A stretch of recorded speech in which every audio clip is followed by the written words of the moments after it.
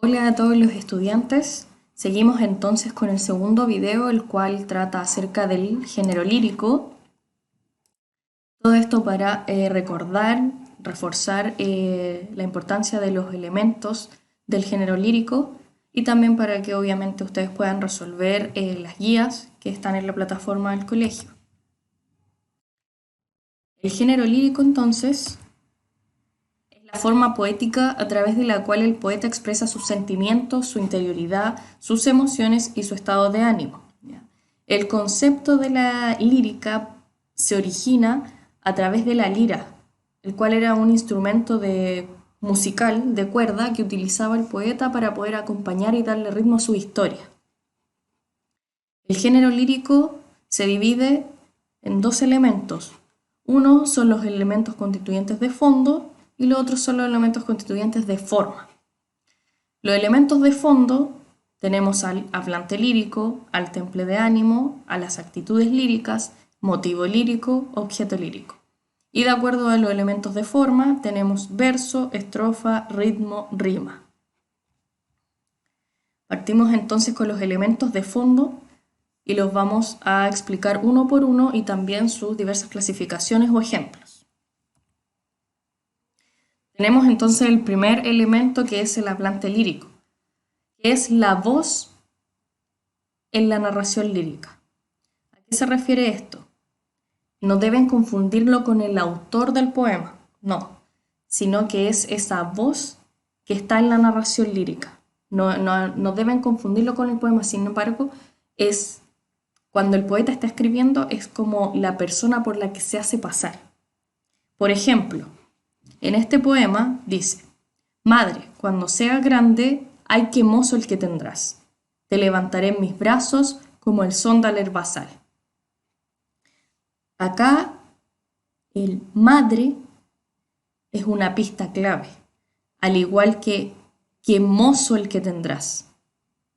¿Por qué es una pista clave el madre? Porque al nombrar la palabra madre nos damos cuenta que la persona que está hablando es un hijo o una hija, pero ya cuando nos dice ay, qué mozo el que tendrás, nos damos cuenta que la persona que está hablando, o sea, el que nos está contando esto, es un hijo. Entonces el hablante lírico es un hijo. Tenemos después el temple de ánimo, que es el estado de ánimo en que se encuentra el hablante lírico al momento que está escribiendo. Un ejemplo de esto es: puedo escribir los versos más tristes esta noche. Yo la quise y a veces ella también me quiso. En las noches como esta la tuve entre mis brazos, la besé tantas veces bajo el cielo infinito. El estado de ánimo del poeta, en este escrito, tenemos una pista acá, los versos más tristes de esta noche. Ella también me quiso, la tuve entre mis brazos. Él no es una persona alegre, él está hablando desde la tristeza. Entonces su temple de ánimo es que se encuentra triste. Luego tenemos las actitudes líricas, las cuales se dividen en tres. Número 1, la actitud enunciativa, la cual se caracteriza por presentar una narración en tercera persona y también porque el hablante lírico presenta una narración de hechos que le ocurren a un objeto lírico. Acá lo más importante es tener claro el tema de la tercera persona. Veamos el ejemplo. Dice: el jinete se acercaba tocando el tambor del llano. Dentro de la fragua el niño tiene los ojos cerrados. Acá tenemos que tener claro que esta es una pista. Él.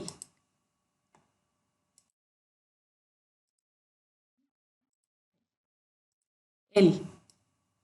Si decimos tercera persona, nos referimos a él, ella, ¿cierto? Entonces acá el jinete ya es una pista, estamos hablando de el jinete, o sea, además este sería su objeto.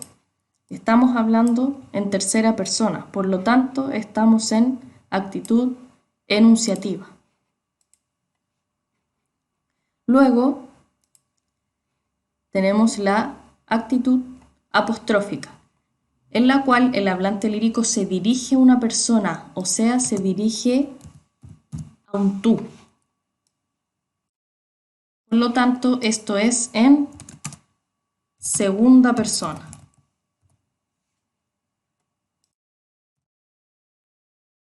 Veamos el ejemplo. Señor, tú sabes cómo, con encendido brío por los seres extraños mi palabra te invoca. Acá tenemos la pista que es el tú. Por lo tanto, está en una actitud apostrófica. Luego tenemos la actitud carmínica o de la canción, donde el hablante abre su mundo interno, expresa todos sus sentimientos y reflexiona acerca de su sensibilidad personal. Veamos el ejemplo.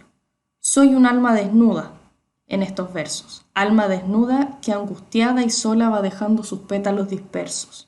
Soy, ahí tenemos una pista.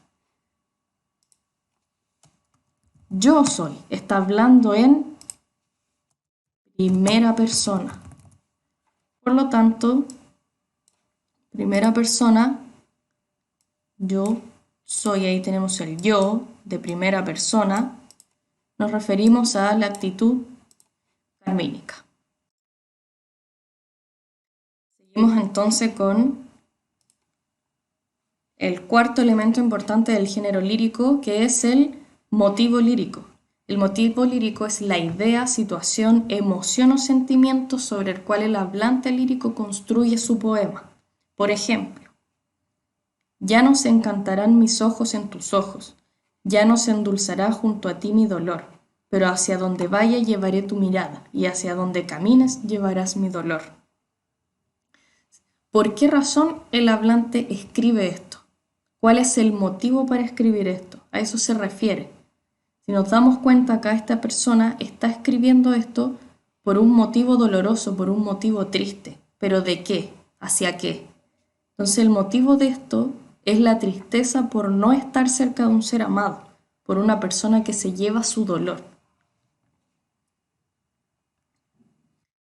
El quinto elemento importante del género lírico es el objeto lírico, que es el elemento que provocará en el poeta los sentimientos para escribir. El objeto es la fuente de inspiración del poeta. Por ejemplo, vosotras, las familiares inevitables golosas, vosotras, moscas vulgares, me evocáis todas las cosas. Oh, viejas moscas voraces, como abejas de abril, viejas moscas pertinaces sobre mi calva infantil. ¿De qué está hablando el poema? ¿Cuál es la fuente de inspiración? ¿De qué es lo que estamos hablando? ¿Qué es lo que motivó al poeta a escribir acerca de esto? En este caso, el objeto lírico es las moscas. Las moscas vienen siendo entonces la fuente de inspiración, está hablando acerca de las moscas, está dando características de las moscas. Entonces, en este caso, el objeto son las moscas. Analicemos completo con todas las cosas. Objeto entonces serían las moscas.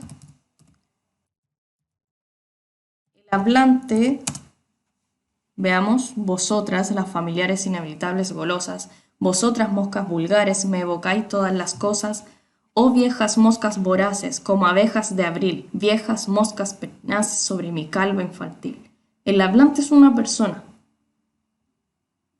Es una persona que está hablando acerca de las moscas. ¿Ya? Lo único que sabemos sobre él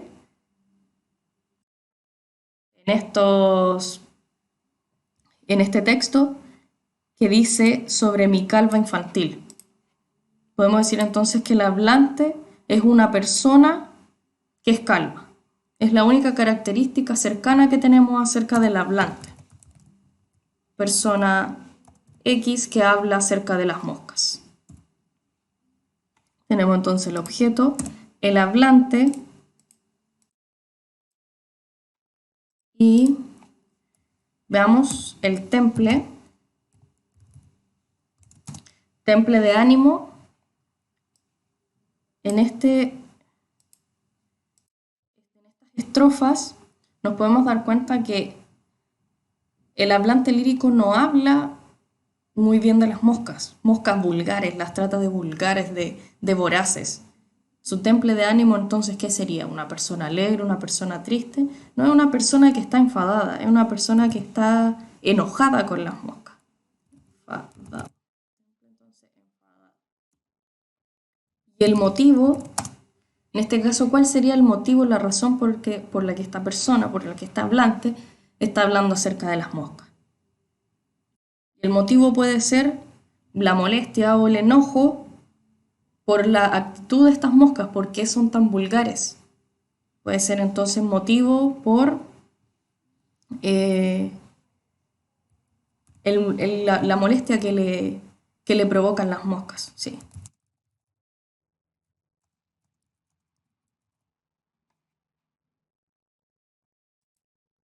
Ahí entonces tendríamos un análisis completo, tanto de objeto lírico, hablante lírico, temple de ánimo y motivo lírico de estas dos estrofas de las moscas.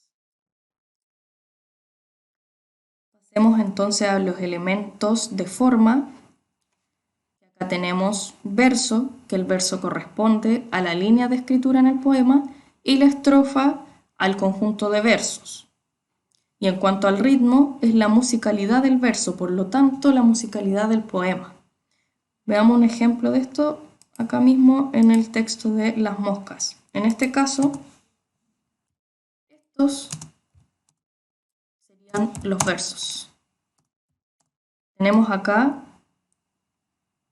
4 versos. Y ese conjunto de versos es una estrofa. Por lo tanto, acá este conjunto de 4 versos sería otra estrofa. Luego tenemos la rima. La rima se refiere a la igualdad o repetición de sonidos al final del verso a partir de la última vocal acentuada. Y esta se divide en 3, las cuales son rima asonante, rima consonante y rima blanca o libre. Vamos a explicar acá. Tenemos tipos de rimas entonces. Rima asonante. La rima asonante es aquella en que coinciden únicamente los sonidos vocálicos, o sea, solo de vocales al final de la sílaba. Acá tenemos entonces un ejemplo que dice: me moriré en París con aguacero, un día del cual tengo ya el recuerdo. Me moriré en París y no me corro, tal vez un jueves como soy de otoño. Si se fijan, en las últimas sílabas, después de la última vocal acentuada, tenemos que estas vocales nos coinciden. E, O.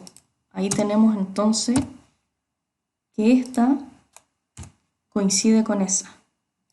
Si se fijan, O de corro y otoño también nos coinciden. Tendríamos entonces rima asonante, aguacero, recuerdo y corro con otoño. En cuanto a la rima consonante, son aquellas que coinciden todos los sonidos de la última sílaba, pero riman tanto las vocales como las consonantes. En este ejemplo, dice: abiertas las copas de oro deslumbrado, sobre la redondez de los verdores bajos que os arrobáis en los colores mágicos del poniente enarbolado. Si se fijan, ado, deslumbrado, nos rima también al final, tanto vocal como consonante, con enarbolado. Y verdores, ores, nos rima con colores. Entonces acá tenemos una coincidencia de rima consonante de deslumbrado con enarbolado y verdores con colores. Tenemos entonces la explicación de rima asonante y consonante, y luego tenemos la rima blanca o libre, que es cuando los sonidos de la última sílaba no coinciden entre ellas, no coinciden ninguno con otro. Por ejemplo, en la noche del corazón, la gota de tu nombre lento, en silencio circula y cae y rompe y desarrolla su agua. Si se fijan, ninguna coincide con otra, ni consonante ni vocal. Esa entonces sería un tipo de rima libre o blanca. Estos serían entonces los elementos tanto de forma y fondo del género lírico, que son los principales elementos que revisamos en las clases y que habían tenido que buscar cierta información acerca de ellos. Entonces, para retroalimentar, acá tenemos un cuadro donde tenemos definición de hablante lírico, voz de la narración lírica, temple de ánimo, que era el estado de ánimo que se encuentra el hablante lírico, las actitudes, que se dividían en tres: enunciativa, apostrófica y carmínica, tercera, segunda, primera persona, el motivo, que era la idea, situación, emoción o sentimiento, sobre el cual el hablante construye su poema, y el objeto, que se refería a la inspiración poética. Espero que esta información les sirva para poder complementar la guía que deben trabajar y el posterior video que se tratará acerca del género dramático.